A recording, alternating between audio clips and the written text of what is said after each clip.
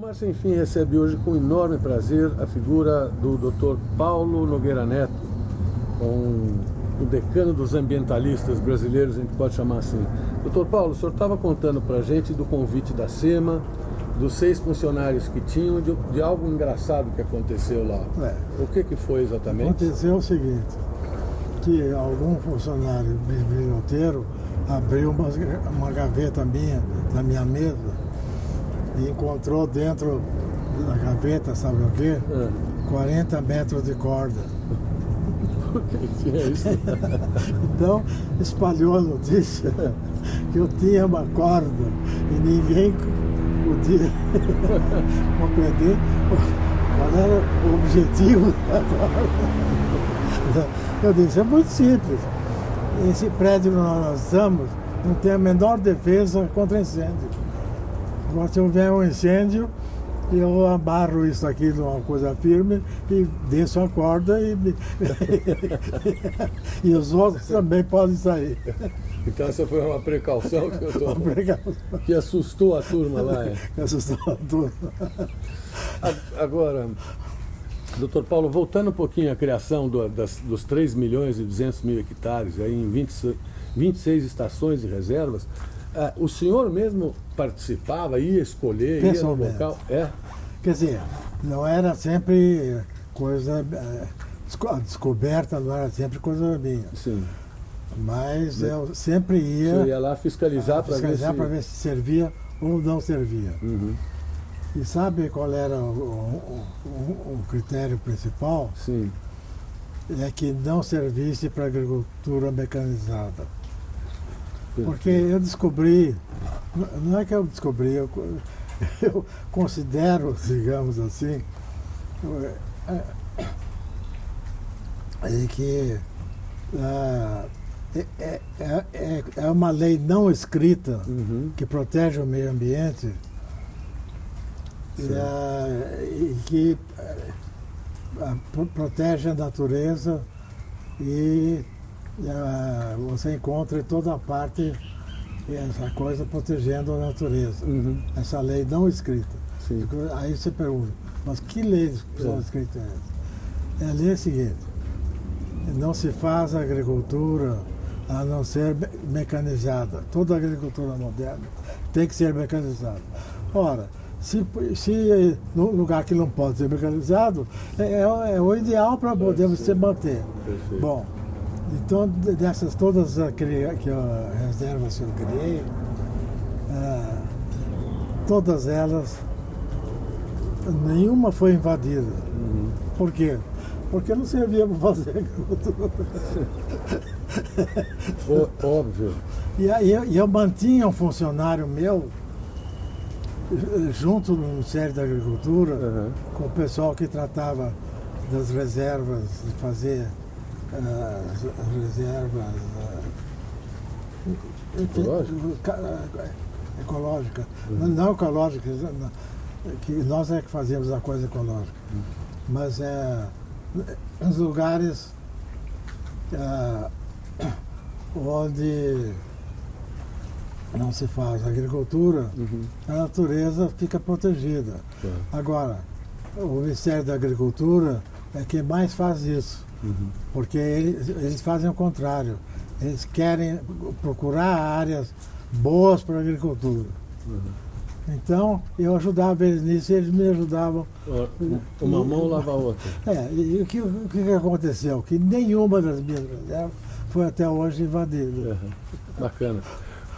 Você anda de automóvel nas estradas de São Paulo, ou de outras estradas do Brasil, você vê sempre... pelo menos aqui em São Paulo, você vê sempre pelo menos uma pequena floresta nas partes mais altas das estruturas terrestres, né? É verdade. Então, por quê? Porque não servindo para a agricultura, acaba a floresta voltando. Perfeito. E, doutor Paulo, tem alguma dessas estações ou reservas que o senhor criou que tenha mais carinho, que o senhor tenha mais uma lembrança mais emotiva ou não? Olha, eu acho que a que mais me interessou foi uma reserva criada para proteger uma floresta de palmeiras na Amazônia, perto da fronteira do Peru, e perto, inclusive perto do próprio rio Amazonas, que naquele tempo tinha outro nome lá em cima. Agora no momento me foge o outro nome. O Negro Solimões? Não, é o rio Amazonas. Na primeira parte que ele entra no Brasil, ninguém chama de Rio Amazonas. Ah, sim. Tem outro nome. Entendi. E agora, nesse momento... E é nessa região de fronteira, assim, que o senhor criou essa reserva de palmeiras? Então, não. Eu estava voando nos meus voos exploratórios e, inclusive, nesse voo, Thomas Lovejoy estava presente. Eu trabalhei muito junto com ele para proteger as florestas, estudar as florestas. Bom, mas de repente eu vejo uma floresta imensa de palmeiras, imensa. Só palmeiras. E era porque existem algumas palmeiras que só crescem nos brejos. Sim. Né? Tipo Buriti, assim? Buriti, exatamente Buriti. Buriti é a melhor dela. Então, era uma reserva que deve ter, não foi assim medida totalmente, mas deve ter cerca de perto de 20 mil hectares. Sim. Mas pura palmeira. Então, e elas são lindas também, de então forma, eu mandei o avião descer, né, para ver, me entusiasmei, porque só tinha uma palmeira, Buriti.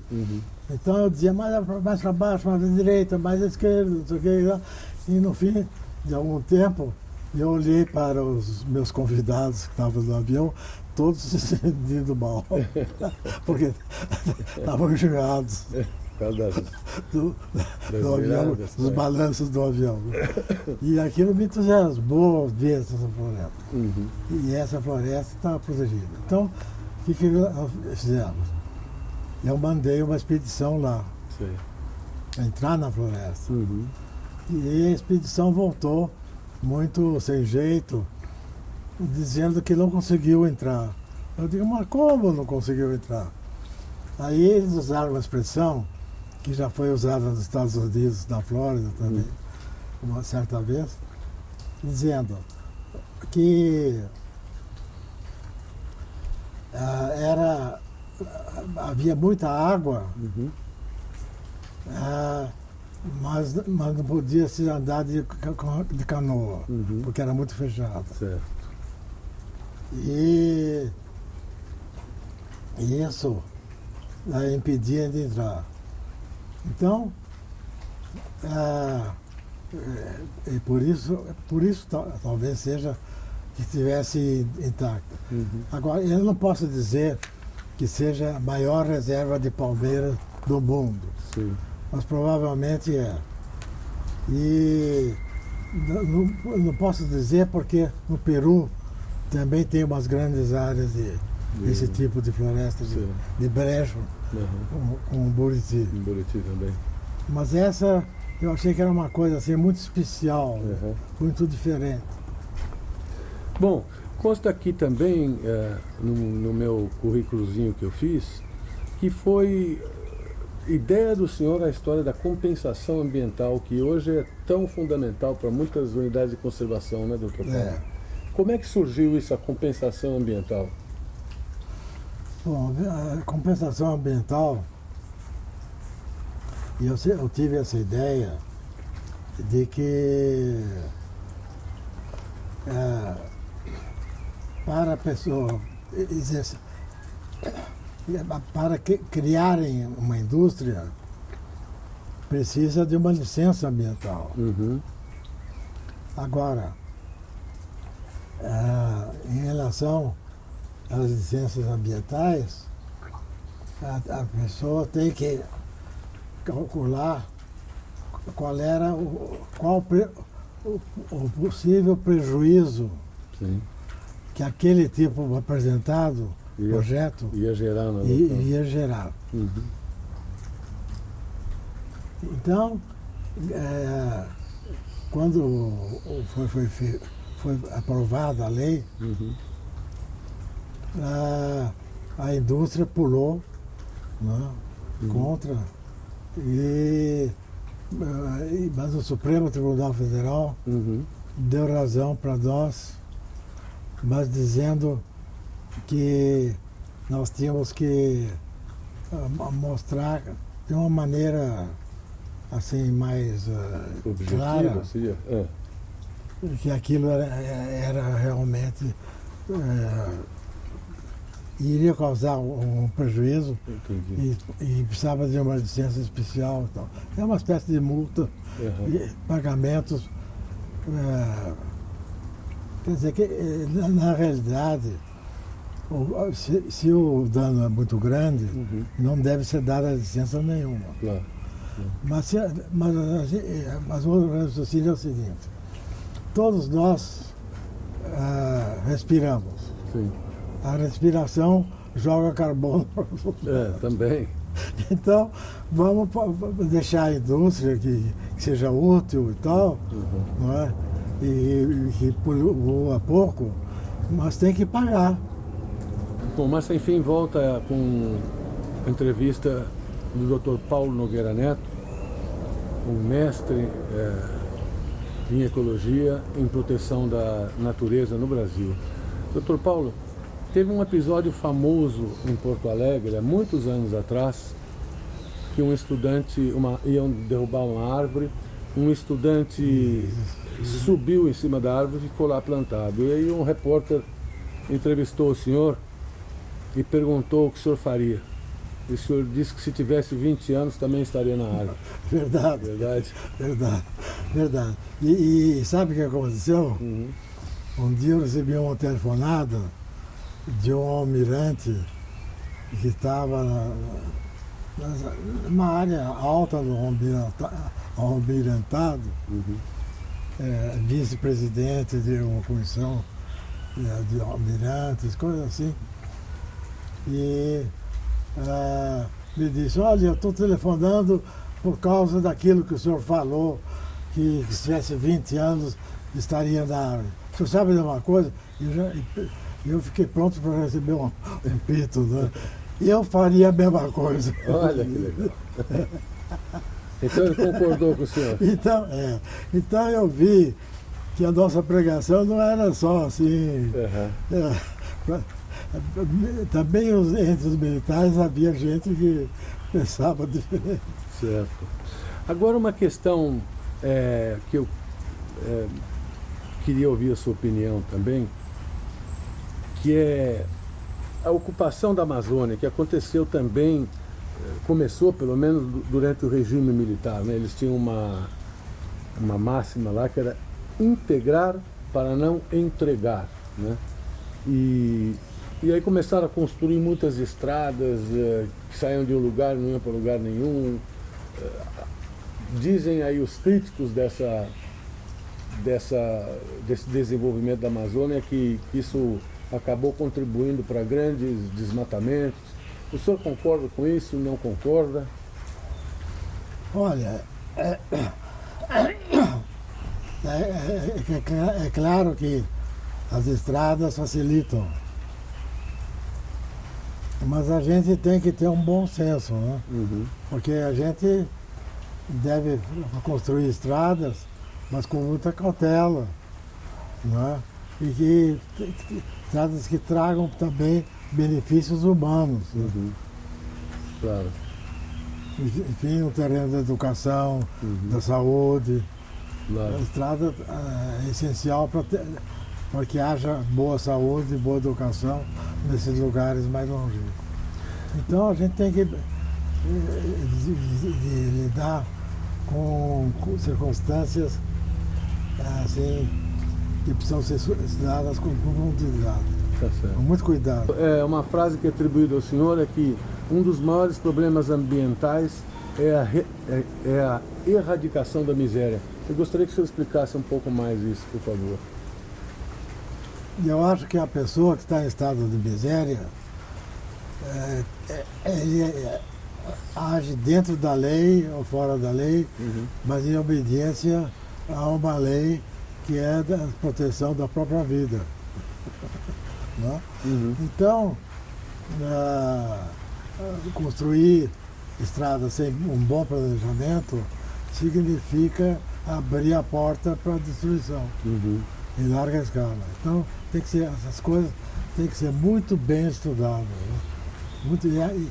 E eu espero que na conferência agora de Paris que haja um grande progresso nesse sentido, de evitar que se colonizem áreas que depois são de difícil controle e acabam sendo destruídas.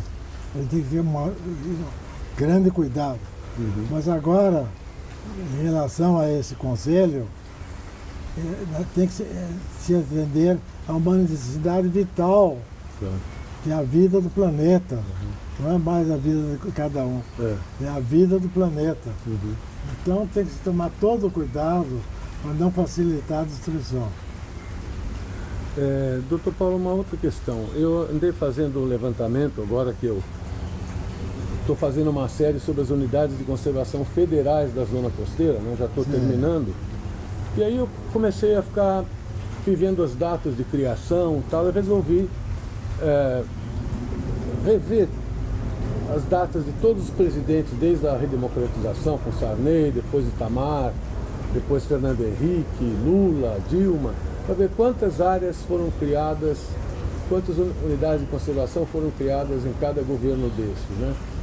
E a gente vê que tem um equilíbrio grande ali entre Fernando Henrique, Cardoso e Lula, foram os que mais criaram. Sarney também criou bastantes áreas protegidas. E a Dilma Rousseff, praticamente não criou nada nessa área. Como o senhor avalia o governo da Dilma, doutor Paulo? Bom, eu acho que ela tem uma boa ministra, que eu conheço, que eu trabalhei com ela há 3 anos. Então, eu tenho uma boa ministra do meio ambiente. Agora, as condições para formar novas entidades são condições muito difíceis. Tem que ser aprovado por vários ministérios, que a eles, esses outros ministérios, não têm interesse. O senhor disse que trabalhou e considera bem a ministra Isabela Teixeira, não é isso? Ah, sim. Trabalhou comigo 3 anos. Então eu sei que é uma pessoa séria e não tem nenhuma nessa briga toda de... O senhor acha que a dificuldade é ter um consenso dentro do governo? Em primeiro lugar, a falta de recursos monetários, falta de verbas. Em segundo lugar, é que outros ministérios precisam também dar aprovação. E aí esses outros ministérios não têm maior interesse. Então não anda. Tá certo, o projeto fica difícil. Bom, doutor Paulo, para encerrar... Agora, eu consegui, há poucos dias, consegui mesmo, viu? Há poucos dias. Que o Ministério, a ministra, aprovasse o fato de que as áreas de reserva legal pudessem ser também áreas consideradas áreas de relevante interesse ecológico. Porque isso permite driblar a aprovação por outros ministérios. Sendo uma área. Sendo uma área. Interessante. Porque às vezes são áreas importantes Aham. que interessa mais que se mantenham Claro. do que sejam queimadas, né? Uhum. Bom, a gente deu uma passeada bastante pela vida que o senhor teve aí com a questão do meio ambiente, desde a criação de abelhas, a comissão Brundtland, a chefia da SEMA. Eu queria saber do senhor qual pedaço aí da sua vida o senhor considera o mais importante, né, em relação ao meio ambiente? Todos eles ou tem algum espaço que o senhor julga que tenha sido o mais importante para a questão ambiental?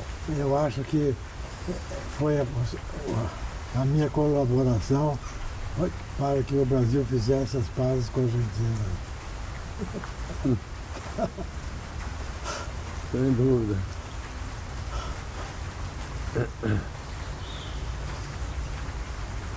Muito bem. Senhor Paulo, estamos acabando a entrevista. Queria mais uma vez agradecer ao senhor e pedir para o senhor deixar um recado para o telespectador. Eu às vezes fico preocupado, esse tema ambiental é tão caro para nós, para mim, para o senhor, para ambientalistas, ONGs e tudo, mas eu vejo que tem pessoas que ainda cometem atos assim que são inadmissíveis. Muitas vezes você vê um carro importado de gente rica que tem poder aquisitivo, jogando lixo pela janela do automóvel, como se ele fosse o único cidadão da cidade. São Paulo tem 20 milhões de habitantes. Se todo mundo fizesse isso, imagina o que seria, né? E a mesma coisa é isso, eu vejo em praia também, as pessoas vão ali, fumam um cigarro e apagam na própria areia da praia. Quer dizer, eu ainda vejo que falta um pouco uma consciência das pessoas. Então eu gostaria que o senhor terminasse dando um recado para essas pessoas, por que elas deveriam se engajar na preservação do meio ambiente. Você poderia fazer isso? Posso. Eu acho que a preservação do meio ambiente é um fator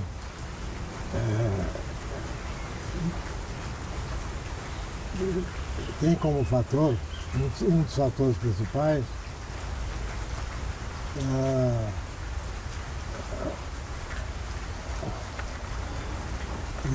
a saúde humana, defender as boas condições de vida, como saúde, principalmente saúde e educação. Então são coisas que são essenciais para desenvolver de cada um essa vontade natural que todos têm de ter boa saúde e que todos têm de ter um bom emprego. Ótimo. Muito obrigado, doutor Paulo. Nada.